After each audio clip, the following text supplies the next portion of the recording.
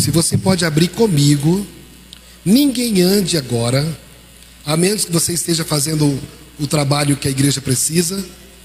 Nós vamos ler no Evangelho de João, no capítulo 3 e o verso 16.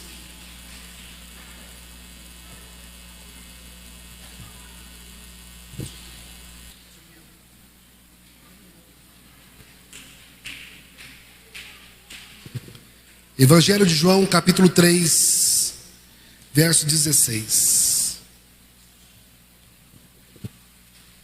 Podemos ler? Para que possamos ser sucinto do que vamos falar, eu quero que todos estejam aqui atentos. João, capítulo 3, versículo 16. Se um tangedor puder me ajudar, eu agradeço. Porque Deus amou o mundo de tal maneira que deu o seu Filho unigênito, para que todo aquele que nele crê não pereça, mas tenha a vida eterna. Vamos ler novamente. Eu quero que você lê com o pastor em voz alta, para que fique mnemônico daquilo que Deus quer para falar para mim e para você. João capítulo 3, verso 16. Porque Deus amou o mundo de tal maneira. Porque Deus amou o mundo de tal maneira. Que deu o seu Filho unigênito, para que todo aquele que nele crê não pereça, mas tenha a vida eterna. Eu quero aqui, nesse texto muito simples, mas um texto muito profundo, em poucos minutos compartilhar com você.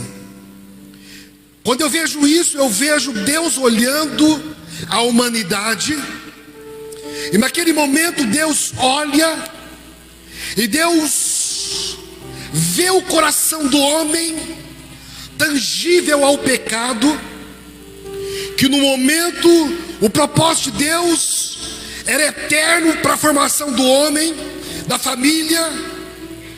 Naquele momento, quando Deus ele coloca a sua atitude de criar o homem, de formar o homem, de formar a família, e dado momento Deus diz em Gênesis, no capítulo 1, verso 26, e disse Deus: façamos o homem a nossa imagem, conforme a nossa semelhança.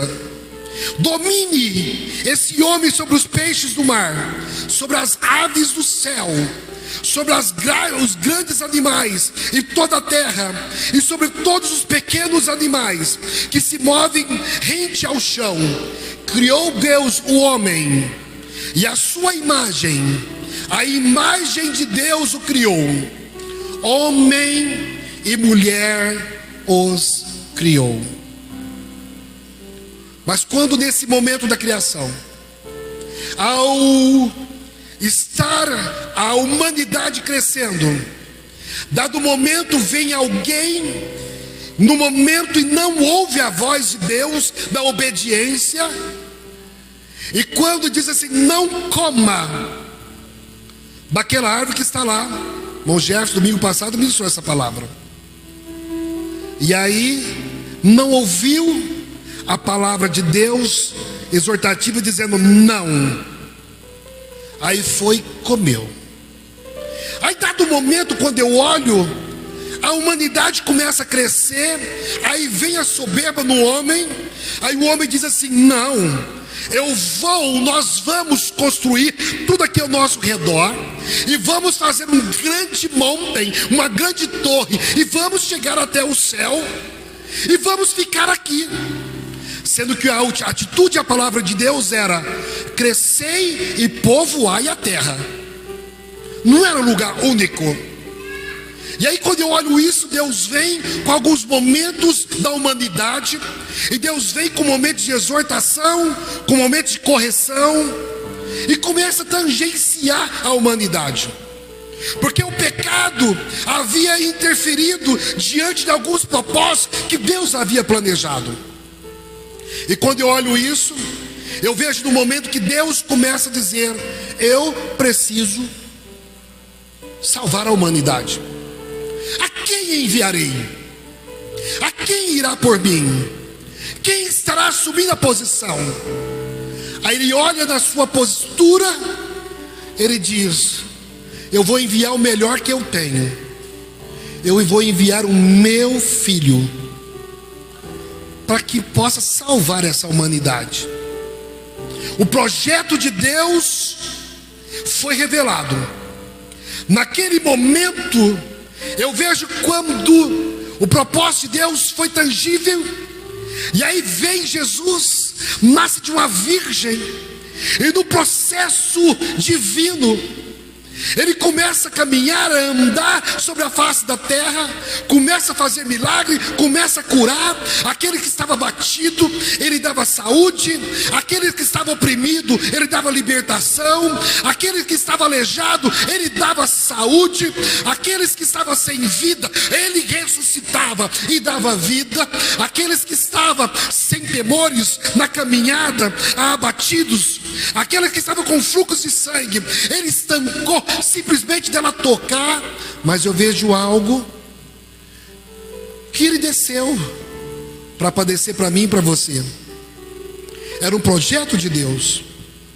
Projeto esse que Satanás não está satisfeito de ver toda essa igreja linda reunida nessa noite. Você pensa que Satanás ficou satisfeito de você enfrentar a chuva? Quantas vezes você ouviu uma voz lá hoje dizendo: eu não vou na igreja porque eu não quero molhar? Você ouviu uma voz dizendo: ah, você vai de carro, vai de Uber, vai de... não sei como, vai de moto. Não vai, fique em casa, o fantástico é melhor. Ou acompanhe os jornais, o decorrer agora da CPI, o que vai acontecer, o julgamento, esteja atualizado. Quantas vozes você ouviu para você não estar aqui? Chegou visita na sua casa e você diz assim: como que eu vou sair para ir para a igreja? Mas eu quero adorar.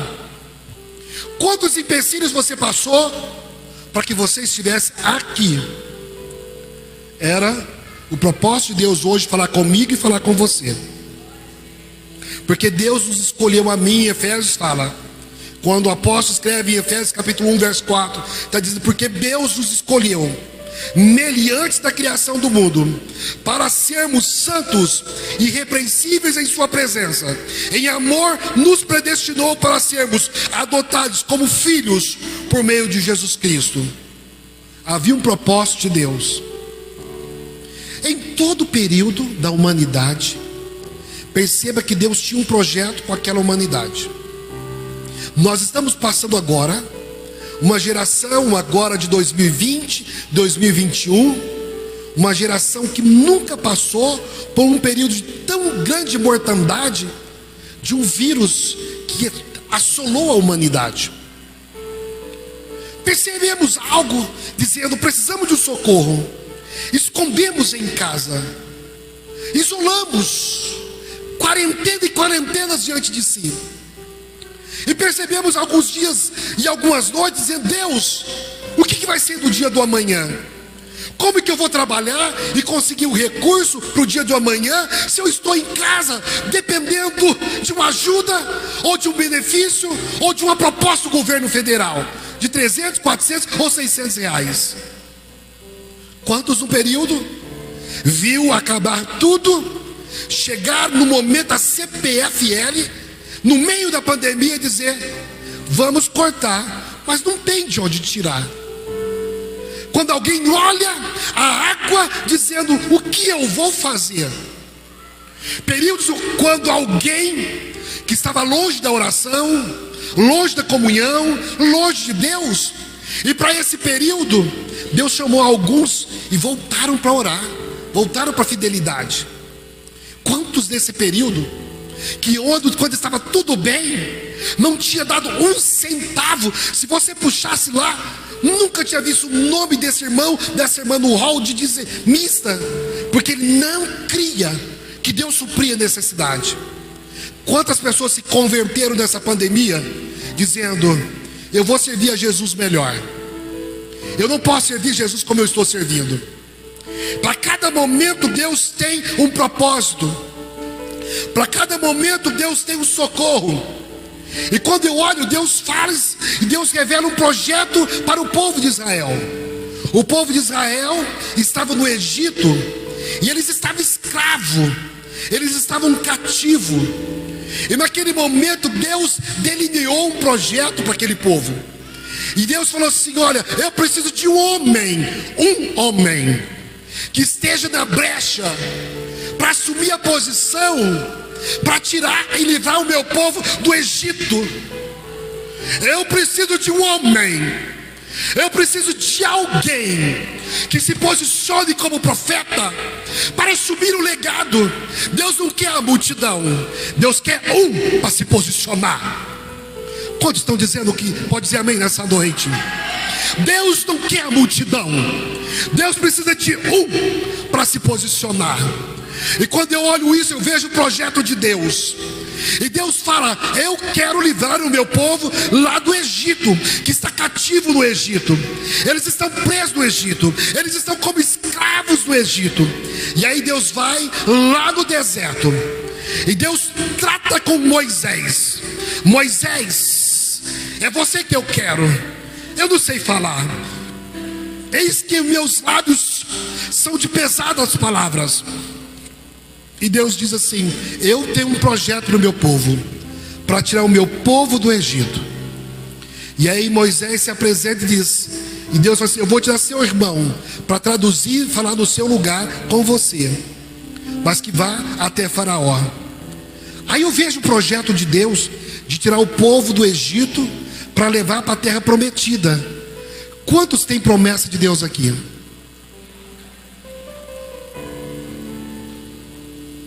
Aí Deus falou uma palavra no meu coração: alguém pode me ajudar em não andar?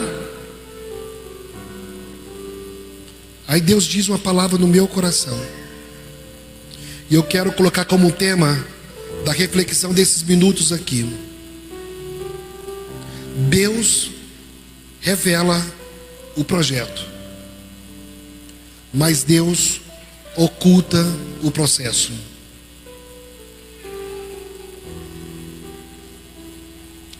Deus revela o projeto, mas oculta o processo do projeto. Deus diz: Moisés, vai lá, desce lá e livra o meu povo, porque eu quero lhe dar a terra prometida. Só que Deus não falou para Moisés o processo que ele iria passar. Aí Moisés vai, fala, anuncia para Faraó: liberta o meu povo para ir, para sair do Egito, para ir para Canaã. Aí vem o processo de Faraó, por 10 vezes endurecendo o coração. Eu livro, está liberado. Não, agora não está. Aí começa a vir o processo das pragas, o processo de que tem que aspergir o sangue das portas, alguns processos de mortandade no meio do povo. E aí Deus começou a dizer a mim: diga ao meu povo que eu revelo o projeto para a sua vida. Porque você está aqui hoje e tem um projeto de Deus para a sua vida. Deus tem falado que vai te usar, Deus tem falado que vai te abençoar, Deus tem falado que você vai conquistar. Só que Deus não tem falado para você o processo que você vai passar para chegar aonde Deus vai te colocar. Porque se Deus falar para você o processo que você vai passar para chegar onde Deus quer que você esteja, você vai desanimar no meio do caminho. Concorda com o que o pastor está dizendo? Quando eu vejo isso, eu vejo o povo caminhando para Canaã, mas aí dado momento, chega um momento de pairote, de divisão, e aquele povo está olhando e observando, eles estão vendo, dizendo: nós vamos mandar espia para espionar a terra. Aí 2 vêm com boas notícias, 10 vêm com más notícias, e aí começa a divisão. Aí Deus começa a corrigir o povo, para aquela geração que se levanta murmurando, para que morra no meio do deserto. O que é isso, pastor? Isso quer dizer? Porque Deus queria que aquela geração da murmuração não poderia entrar na terra prometida. Pastor, é muito sério isso. É muito sério o que o senhor está dizendo, é sério. Porque Deus revela o processo. Deus diz que você vai para uma faculdade. Deus diz que você vai ter um casamento. Deus diz que você vai ter uma empresa. Deus diz para você que você vai ter uma família. Mas Deus não está dizendo para você o processo que você vai passar para você alcançar o que Deus está falando para você. Porque se Deus falar para você o que você vai passar, você vai querer desanimar, desviar. Você vai querer sair do caminho, porque você vai ter medo. Mas Deus está falando uma palavra do meu coração. Pastor Josinei, diz ao meu povo que confia em mim. Diz ao meu povo que confia na minha palavra profética. Diz ao meu povo para estar na minha dependência. Porque o amanhã eu estou cuidando do meu povo. Porque o amanhã pertence a mim. Por que você está ansioso para o dia do amanhã? Por que você está ansiosa, dormindo de um lado para outro, preocupado? Ontem, quando estava atendendo em Itajobi, antes de eu ir embora, o pastor presidente disse assim: eu quero que você ore dentro da minha casa. Pastor, o presidente da cidade, E quando fomos orar, eu perguntei: por que tanta ansiedade? Sofrer sem passar. Ah, mas amanhã será que vai chover? Nossa, eu não sei. Eu vou de blusa azul ou vermelha? Pare com isso. Planeje, mas aprenda a descansar e confiar em Deus. O amanhã pertence a Deus. O que é? Quando Deus fala, o que é a vossa vida? A minha vida, a sua vida. A Bíblia diz em Tiago capítulo 4 que ela é como vapor, que ela está no momento de ebulição, de repente desaparece. O amanhã pertence a Deus. Hoje à tarde, de repente estávamos lá sepultando a mãe do nosso novo irmão aqui da igreja, Ranuse, aluno da igreja. Estávamos lá, irmão Davi, os irmãos estavam lá sepultando. Ela estava quietinha, de repente almoçou, estava lá quietinha, partiu para a eternidade, sentadinha, foi para a eternidade. O amanhã pertence a Deus. E Deus pergunta no meu coração: como que você está? Porque quando você olha e nós começamos a checar, nós começamos a entender e começamos a reclamar.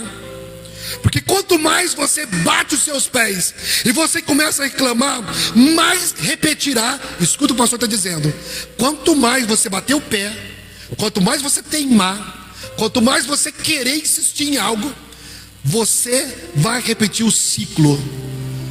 Mas Deus está dizendo: é porque é o tempo de você ainda ser tratado por Deus. Porque há muitas pessoas que estão pedindo a Deus um carro, e se o carro chega hoje, ele desvia hoje, porque ele não está preparado para receber o carro. Aquele trabalho: pastor, hoje eu recebo R$1.200. Ah é? Amém. Ai pastor, ora, porque Deus falou para mim que eu vou receber 12 mil, amém. Mas você está sendo fiel nos 1.200? Porque quando você estiver recebendo os 12, você não vai ser fiel. O que é que o senhor está falando? Deus revela o projeto para sua casa, para sua família, mas Ele não fala o processo que você vai passar. Você pensa, se Deus tivesse falado para mim que na casa do filho do irmão Itamar, no momento que a nora dele estava no 8 para o 9 meses de gravidez, ia ter uma cobra cascavel debaixo do sofá, você acha que o pastor ia lá com a esposa dele visitar a casa do irmão e ia lá? Eu não iria lá. Estou mentindo não, meu filho. Nós não iríamos, nem eles iam estar lá. Só que aprove Deus um processo para curar a família, para alertar a casa. Aprove Deus nós passarmos por isso. Então há momentos que Deus permite passarmos por processos, porque Deus revela o projeto, mas Ele não dá o processo. Porque se Ele der o processo, você vai desviar. Eu não vou aceitar, eu não vou querer. Ah pastor, o senhor me deu, estou orando para Deus dar uma esposa, aí vem uma esposa, não era isso que eu queria. Veio um esposo, não era isso que eu queria. Ah, e agora? E Deus está falando: hoje é momento de cura. É momento de cura, Porque quando Deus está falando hoje, Deus está falando assim, é porque eu tenho algo na sua vida. Nós já estamos no 10º dia do 10º mês. Olha aí, irmão. Estamos no 10º dia do 10º mês.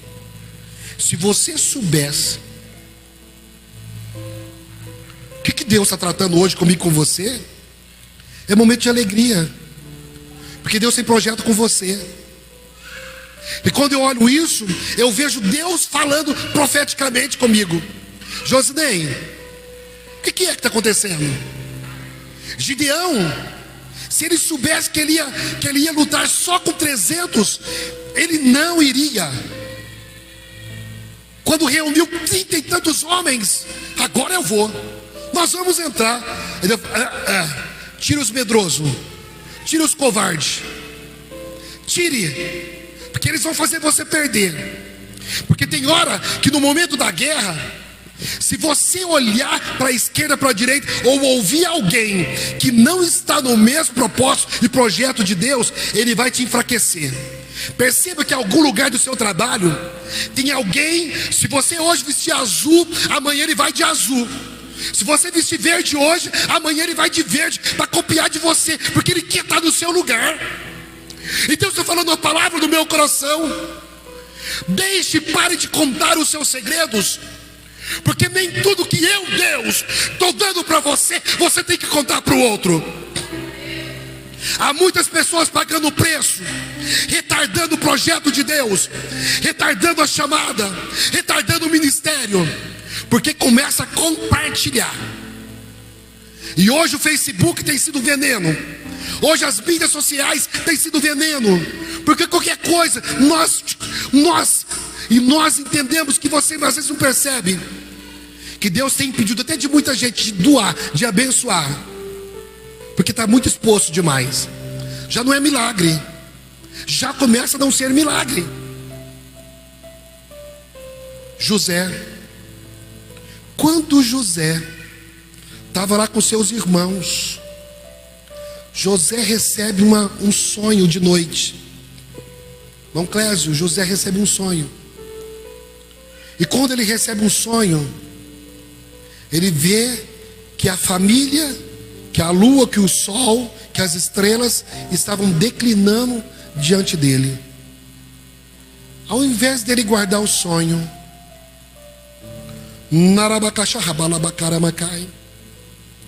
ao invés dele guardar o sonho, porque era o projeto de Deus para a vida de José. O projeto de Deus, meu Marcelo, era de Deus falando: olha, é o projeto meu para a vida de José. A estrela, o sol, a lua vão declinar diante dele, as espigas vão declinar diante dele, os moles vão declinar diante dele.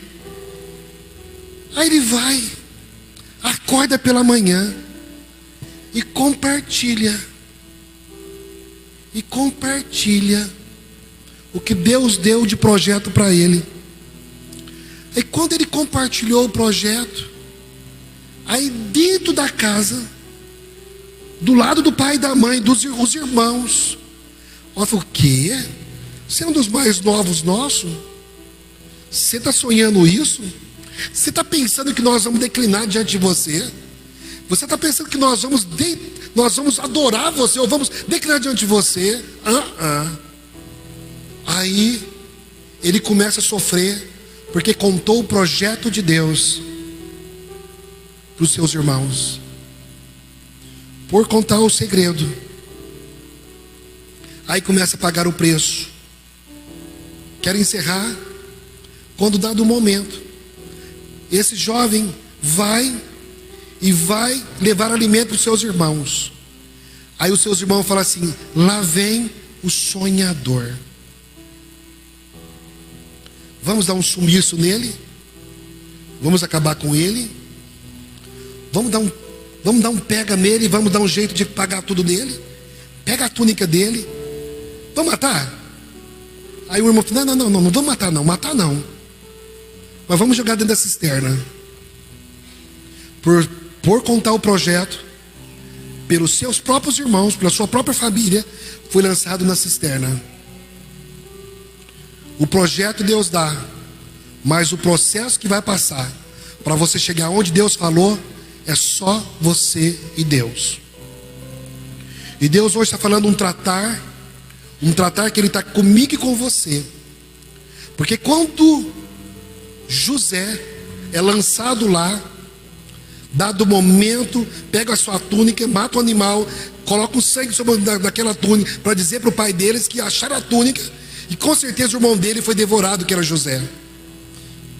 Mas eu vejo aqui um momento do processo, porque passam os mercadores passam para uma grande feira do Egito, e quando olham, alguém diz assim: olha, José, meu Deus, ele vai ser uma mercadoria para o nosso mercado. Quando José é colocado como escravo para venda, aí ele é colocado exposto para ser negociado. José é contemplado, colocado naquele mercado para ser comprado como escravo, naquela feira, vendido como escravo. Naquele momento ele olhava e disse: que escravo bonito, eu quero comprar esse escravo. Dado o momento, vem ele para a casa de Potifar. Para Potifar, aquele José que ele foi lançado no poço, ele é visto como um excelente mordomo. Mas quando eu olho esse mesmo José, que era o projeto de Deus, que tinha o projeto de Deus, dado o momento, ele olha, vem a esposa de Potifar, ela olha José, que para Potifar ele era um excelente mordomo, mas aí vem a esposa de Potifar, ela olha ele, não, ele para mim, ele é um símbolo sexual, eu quero ele para mim. Quando eu vejo isso, eu vejo naquele momento, aquele mesmo José, ele é lançado num processo de mentira, é lançado no cárcere, na prisão. E quando olho lá na prisão, o carcereiro vê ele como um excelente homem, um excelente líder, ou o chefe daquela prisão. Dado o momento da prisão, do cativeiro, vem o copeiro, vem o padeiro, que eles começam a olhar, compartilhar, porque eles estavam presos como José, mas eles viam José como o sonhador. Eu não sei como você está vendo o projeto de Deus para a sua vida. Cada um olha de um lado diferente. Aqui eu estou olhando numa posição, o púlpito da igreja, eu estou vendo o ângulo da curva pelo lado esquerdo.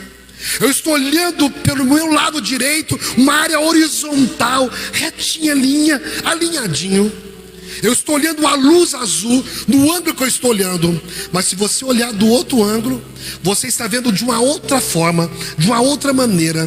Deus está perguntando para mim, para dizer para a igreja, de que ângulo você está olhando o projeto de Deus para a sua vida. Porque dependendo do ângulo que você olhar, dependendo de onde você está valorizando, é onde está tendo mais força. O copeiro e o padeiro olha e vê José como um grande sonhador. Dado o momento, em meio à turbulência do sonho do faraó, chamam José, se prepara, se barbeia, troca de roupa, se veste. Aí ele se apresenta a faraó, e diante de faraó, ele é tido como um grande decifrador de sonhos. Como você está?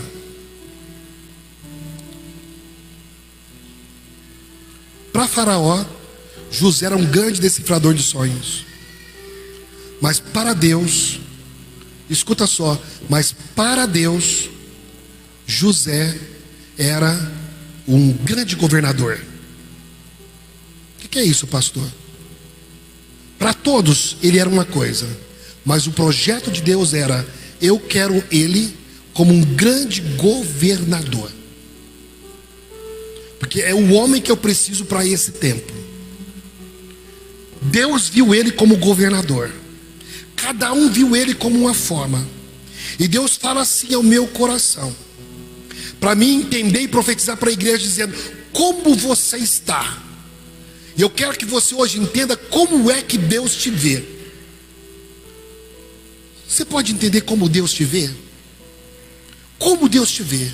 Um grande empresário, um grande pai, uma grande mãe, um grande pastor. Como que é? Para chegar, tem um processo. Para você chegar como um pastor, tem um processo. Quantas traições? Quantas pessoas querem te derrubar? Quantas pessoas não querem pagar o preço diante disso? Há um processo. Aí vem, Deus fala no meu coração. Esse José cresce. Faraó fala assim: você é o homem que eu quero como governador para administrar esse sonho que eu estou tendo dos 7 tempos de fartura e 7 tempos de escassez. Você é um homem. Mas um dado momento esse homem, esse José, ele tem um filho. E quando ele tem um filho com a egípcia, a sua esposa egípcia, Zafenate, e eles começam a compartilhar dizendo: que nome nós vamos colocar no nosso filho? Vamos colocar um nome egípcio no nosso filho. Aí eu falei assim: eu não vou colocar o meu nome, o nome do meu filho, como nome egípcio. Por quê? Eu não quero colocar o nome do meu filho como nomes egípcios. Eu vou colocar o nome do meu filho como Manassés. O que é isso, pastor? Manassés. Deus me fez esquecer da aflição da casa do meu pai. Para alguns momentos da minha vida e da sua vida, Deus tem processo de cura. Alguns momentos Deus tem processo de cura para você, porque tem um processo. Alguns passaram por divórcio, outros passaram por percas, por mortes, outros passaram, cada um passou um período de doenças, de enfermidades, de tratamentos, de ter que tomar remédios dias e noites, ficar dias e noites sem dormir. Outros foram abandonados, outros foram rejeitados.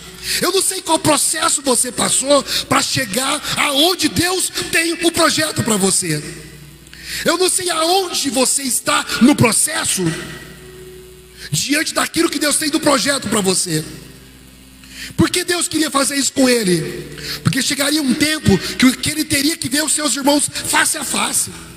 E se ele não tivesse esquecido e sentido perdão para os seus irmãos, ele iria mandar degolar todos os seus irmãos, ele iria matar todos os seus irmãos. Mas como ele tinha sido curado, ele diz: Manassés, Deus me fez esquecer a aflição da casa do meu pai. Porque ele precisava de cura, porque tinha sido rejeitado dentro da sua própria casa. Ele tinha sido sim isolado pelos seus irmãos.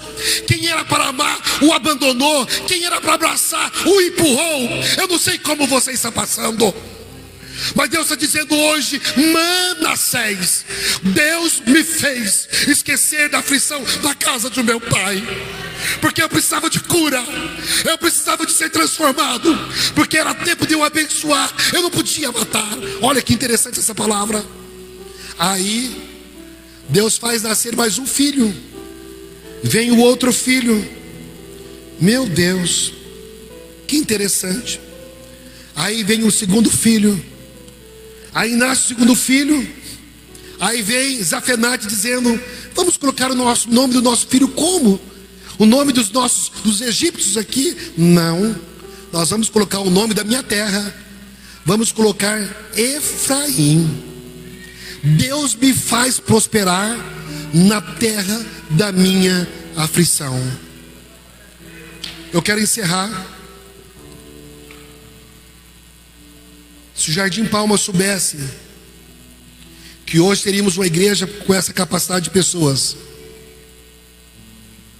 se o Jardim Palma soubesse que teríamos que trabalhar dia e noite para trabalhar, para manter, para conseguir, para mutirões e mutirões, e venda de pizza, pamonha, tanta coisa, tanta acusação, tanta coisa, para chegar onde chegamos hoje, nós não iríamos fazer se soubéssemos do processo. Nós teríamos desistido. Na primeira proposta, nós teríamos falado: não, eu não queria isso, eu enfrentar, eu não vou. Quantos saíram dessa igreja, abandonaram essa igreja porque não acreditou no projeto dessa igreja? Deus tem para essa igreja. Quantos fizeram isso? Mas encerrando a palavra, aqui eu venho, quando eu vejo nascendo o segundo filho, Efraim. Aí ele fala assim: Deus me fez prosperar na terra da minha aflição. Se José soubesse o que ele ia passar, ele teria desistido e nunca contado o sonho. Mas Deus deu um projeto para ele. Eu quero encerrar hoje dizendo do projeto de Deus para você. O projeto de Deus é para fazer você prosperar. O projeto de Deus para você é a sua família. O projeto de Deus é para resgatar a sua família. O projeto de Deus é para Deus resgatar a sua casa. O resultado que Deus tem para você é para que você entenda que o Senhor está aqui dizendo: eu tenho um projeto para você.